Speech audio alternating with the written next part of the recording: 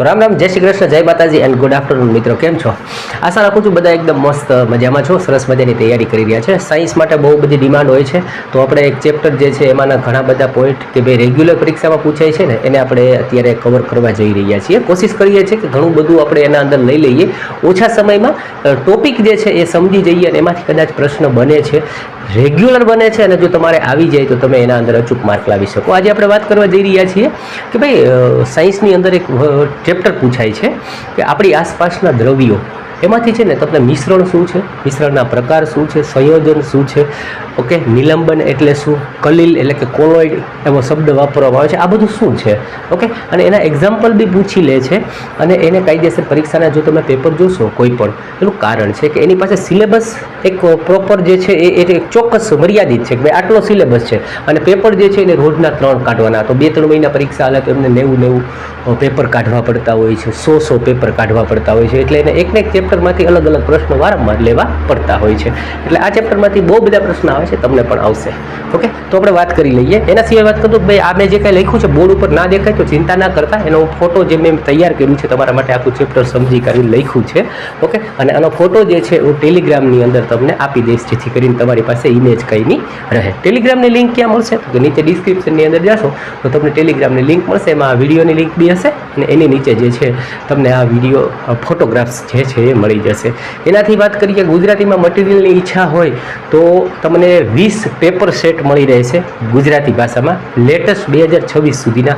ખરીદવા હોય તો તમે મારો કોન્ટેક્ટ કરી શકો છો, નંબર આવી ગયો છે. એવી રીતે સાયન્સનું મટીરિયલ છે, રિઝનિંગનું પણ મટીરિયલ છે. જો પરચેજ કરવા માંગતા હોય તો ઠીક છે, ના કરવું હોય તો આપણે અહીંયા વાત કરીએ, ઓકે. Age you wish.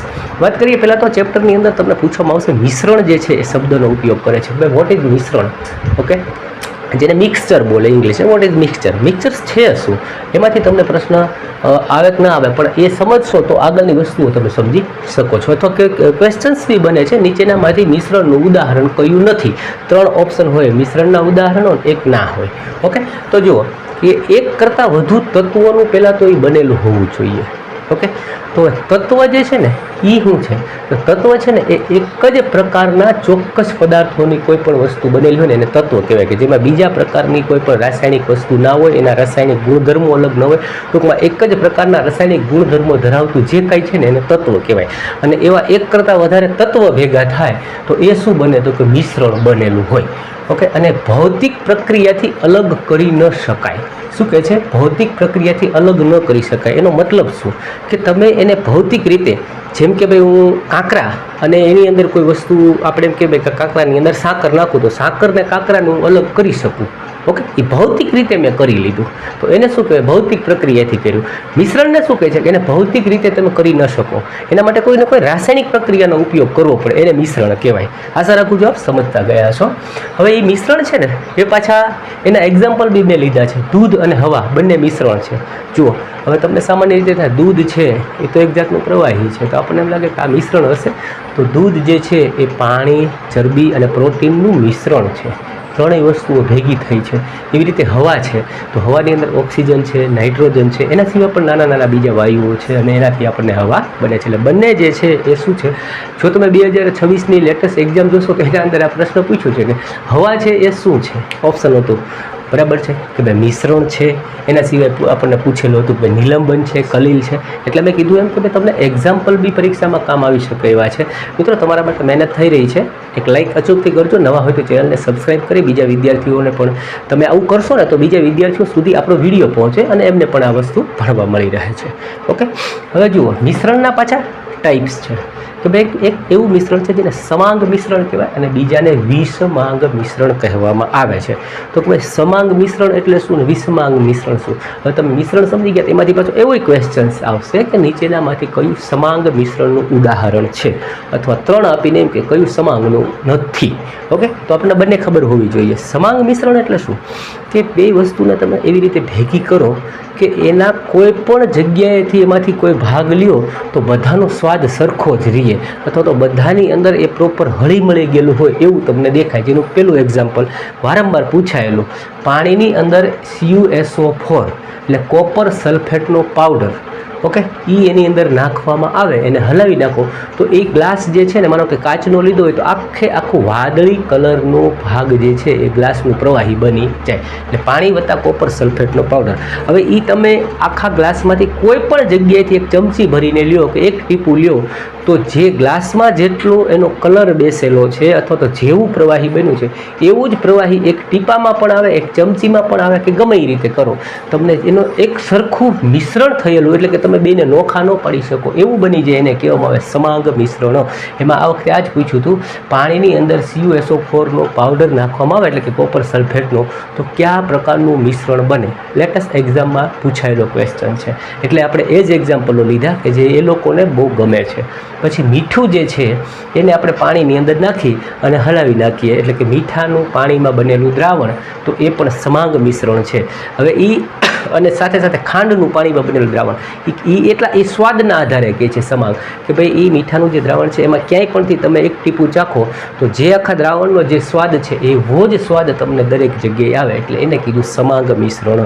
જો ના સમજાણું હોય તો હવે વિસમાંગ મિશ્રણને તમે જોશો ને એટલે આરામથી સમજાઈ જજો. હવે મીઠું છે એની અંદર તમે લોખંડના કટકા નાખી દો તો મીઠું લોખંડ જે છે એને તમે હાથેથી ગમે એમ કરીને કાઢી શકો, અથવા તો એ બે નોખા જ દેખાય, એ ક્યારે એક મેક ન થઈ જાય. એટલે આ છે એ વિસમાંગ, અને ઓલું કેવું હતું એક મેક થઈ જાય એ સમાંગ. એવી જ રીતે મીઠું અને સલ્ફર એ બંનેને ભેગું કરવામાં આવે તો મીઠું અલગ તરી આવે. અને હજી ના સમજણનું તો એક ત્રીજું એક્ઝામ્પલ છે કે પાણી અને તેલ. તમે પાણીમાં ઉપર તેલ નાખો, ખાલી એક ગ્લાસ હોય કે એક ડોલ હોય એમાં પાણીને ટીપું નાખો ને તો પણ એ અલગ તરી આવશે પાણીની ઉપર, એટલે તમે સ્પષ્ટ રીતે જોઈ શકો કે પાણી અલગ છે અને તેલ અલગ છે. ઓકે, એટલે આ જે હતા એ શું હતા તો કે વિસમાંગ મિશ્રણો બધા. ઓકે, એના સિવાય વાત કરી લઈએ. પછી એમાં પાછું દ્રાવણ આવે છે, દ્રાવણની સાંદ્રતાઓ આવે છે, આવું બધું આવે છે, બટ એ નથી પૂછાતું. ક્યારેક જવલે પૂછી લે છે, જરૂરી છે એટલું તો આપણે અત્યારે જોઈ લઈએ. એવું હશે તો સેકન્ડ ભાગ આનો બનાવીશું અને હજુ આગળનું છે એ હું તમારા સુધી પેશ કરી દઈશ. વાત કરીએ દ્રાવણ. તો દ્રાવણ જે છે ને એ શું હોય તો કે બે કે વધુ પદાર્થનું સમાંગ મિશ્રણ. અહીં આપણે સમાંગ મિશ્રણને તો જોઈ લીધું, આ વિસમાંગ ને સમાંગ. તો બે કે વધારે સમાંગ જે કાંઈ વધુ પદાર્થનું સમાંગ મિશ્રણ બને ને એને કહેવામાં આવે દ્રાવણ. અને દ્રાવણની અંદર શું હોય? દ્રાવક હોય, દ્રાવ્ય હોય, તો એ બધું તમે સમજો. દ્રાવક એટલે કે જે એની અંદર ઓગળે છે, અને દ્રાવકો એટલે જે એને ઓગાળે છે, ને દ્રાવ્ય એની અંદર જે ઓગળવાનું છે એને કહેવાય દ્રાવ્ય, જે ઓગળી જાય છે. દ્રાવકો જેમ કે ભાઈ મીઠું છે એને પાણીમાં નાખો, મીઠાના પાણીનું દ્રાવણ છે તો મીઠું ઓગળવાનું છે. ઓકે, એટલે એ અંદર શું થઈ જાય છે? દ્રાવ્ય. અને દ્રાવકો એટલે જેને ઓગાળશે કોણ? ઓકે, દ્રાવકો કરતા તો કે પાણી એને ઓગાળશે એટલે દ્રાવણ. હવે જો એનું પણ મેં એક્ઝામ્પલ લીધું કે લીંબુનું શરબત, તો એને તમે દ્રાવણ કહી શકો. સોડા વોટરો એટલે સોડા વોટર એટલે આપણે જે દુકાનેથી સોડા પીએ છીએ ને, તો એની અંદર શું હોય? પાણી અને કાર્બન ડાયોક્સાઇડ એ બધાને પ્રેસ કરી અને બનાવવામાં આવે સોડા વોટર. ઓકે, હવે એવી જ રીતે પાછી વાત કરીએ તો કે ભાઈ દ્રાવણ જે છે, ઓકે, એના પણ 3 પ્રકાર. આપણે સામાન્ય રીતે દ્રાવણને આપણે પાણી જ સ્વરૂપે જોયું હોય, પ્રવાહી સ્વરૂપે જોતા હોય, બરાબર છે. તો ગયા વખતે એણે એવું પૂછેલું કે દ્રાવણનું ઘન સ્વરૂપ દર્શાવતું નીચેમાંથી એક્ઝામ્પલ દર્શાવો.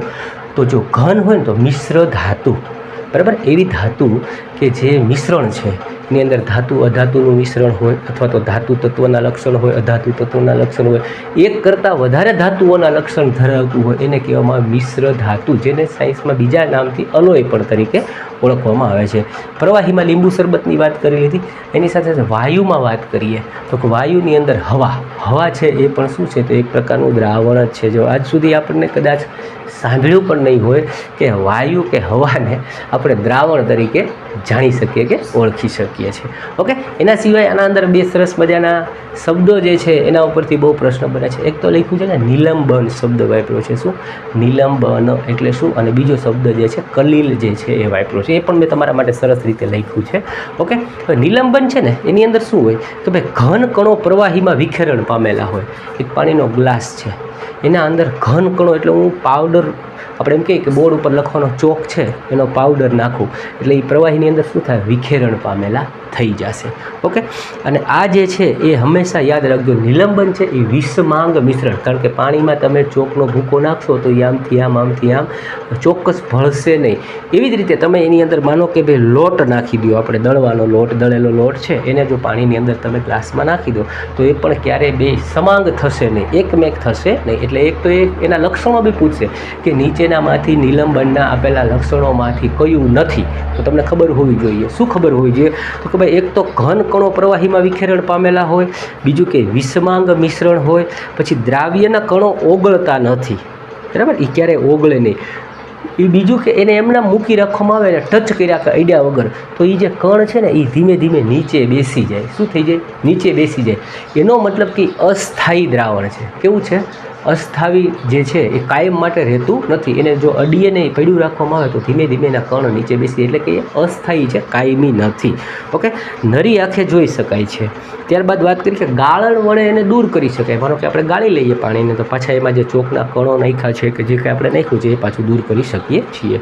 ઓકે, અને પ્રકાશના કિરણોનું પ્રક્રિયણ કરે છે. પ્રકાશના કિરણોનું પ્રક્રિયણ કરે છે એનો મતલબ કે એ ગ્લાસ છે એના અંદર એ કણો છે અને એમાં હું બેટરી મારું તો એ કણ જે છે ને એ મને ચોખ્ખા દેખાય અને એ પ્રક્રિયણ કરે. શું કરે? પ્રક્રિયણનો મતલબ સ્કેટરિંગ. સ્કેટરિંગનો મતલબ થાય છે કે ભાઈ પ્રકાશના કિરણોને ફેલાવે. હું એક અહીંયા ઇમેજ મૂકી દઈશ આગળ, જે ટિન્ડલો આપણે ભણવાનું આવે છે, ટિન્ડલ અસર, એમાં એ વસ્તુ જે છે એને હું બાજુમાં ઇમેજ મૂકી દઈશ એટલે તમે સમજી શકો છો. અથવા તો તમને ખ્યાલ હોય આપણે કોઈ ઓરડાની અંદર એક છિદ્ર હોય તો ત્યાંથી તમે જુઓ તો સૂર્યનો પ્રકાશ એક લીટી જેવું પડતું હોય, આમ ગોળ ચગદું પડે. જો નાના નાના હતા ને આવું રમતા હશું કદાચ ખ્યાલ હોય તો, અથવા અરીસાથી તમે આવી રીતે આમ કોઈને પ્રકાશ પાડો તો એક સેવડો દેખાય પ્રકાશનો, એના અંદર તમને નાના નાના હવાના રજકણો કે ધૂળો જે દેખાતી હોય છે એના કારણે પ્રકાશ આમથી આમ ફેલાતો હોય, એને પ્રક્રિયણ કહેવાય. એટલે કે કિરણપુંજનું પ્રક્રિયણ કરે. આ બધા નિલંબનના લક્ષણો હતા. અને આ પાછો હું ઇમેજ જે છે એ તમને હું ટેલિગ્રામમાં નાખી દઈશ એટલે તમે ત્યાંથી પાછા મેળવી પણ શકો છો. ઓકે, એટલે આ હતું આપણું નિલંબન. શું હતું આપણું? નિલંબન. હવે લઈએ કલિલ દ્રાવણ. તો કલિલ દ્રાવણ જે છે ને એ શું છે કે એ વિષમાંગ મિશ્રણ છે. હવે કલિલ દ્રાવણ છે ને એ દેખાવમાં સમાંગ લાગે પણ એકચ્યુઅલમાં એ વિષમાંગ મિશ્રણ છે, એને તમારે યાદ રાખવાનું રહેશે.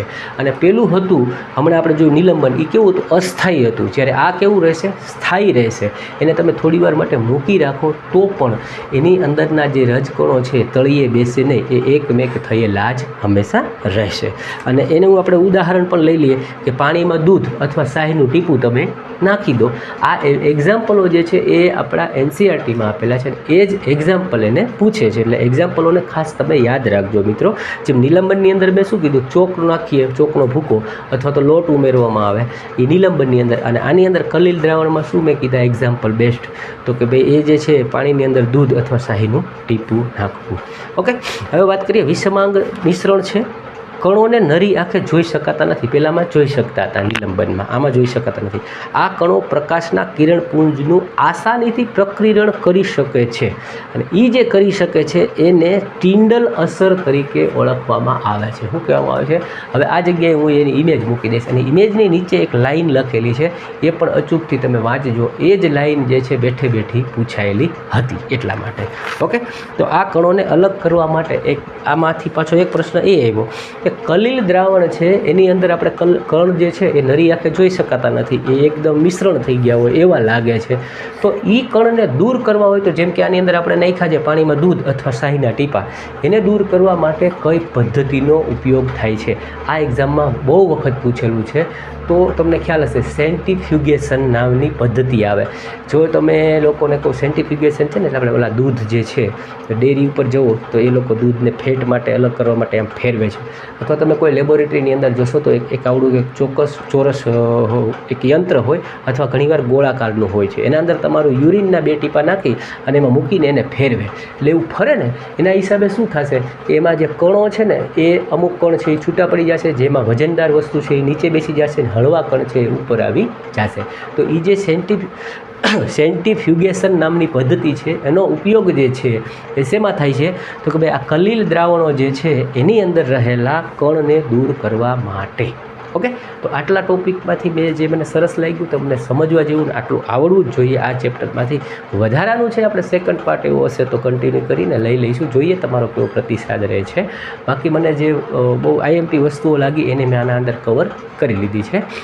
મળીએ બીજા વિડીયોમાં, ત્યાં સુધી મસ્ત રહો, ખુશ રહો, વ્યસ્ત રહો અને એકદમ તંદુરસ્ત રહો. આવજો મિત્રો. વિડીયોને અચૂકથી લાઇક કરો, ચેનલ પર ન હોય તો સબસ્ક્રાઈબ જરૂર કરો.